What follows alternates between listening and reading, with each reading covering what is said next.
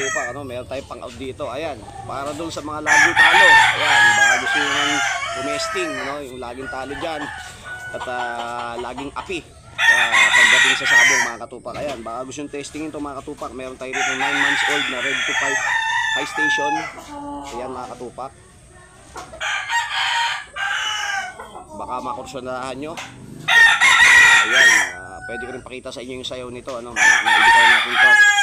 Chat nyo ako sa messenger ko kasi bawal naman dito sa YouTube, no, sa TikTok bawal yung yung mag-upload ng laban. So ayan, chat nyo ako sa messenger ko, mga katupak. Dalawa yung messenger ko. Chat nyo lang ako doon sa isa, King Pac o kaya King Pac Yamigay. Ayan, para makita nyo yung sayaw nito, mga katupak. Baka makusunadahan nyo. Ano, binitaw natin to doon sa ating gray. Ayan, mga katupak, panlaban na, no? Pamusta na lang ang kulang dito, mga katupak. At ito, tuwing madaling araw natin ito pinapailawan, kinakahig-kahig, ano? Ayan, mga katupak.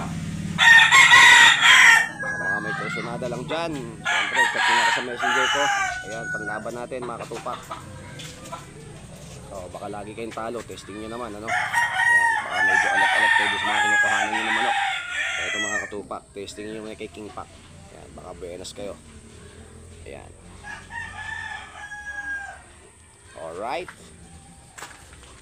Yon, salamat na marami, mga katupak. Ayan, chat nyo lang ako sa messenger ko, King Pac, yung isa, King Pac Yamigay yan. Pwede kong isend sa inyo yung sayaw nito. At baka makusyadahan nyo, mga katupak. Ayan. Okay. Siyempre, King Pac yan. Hello, let's go.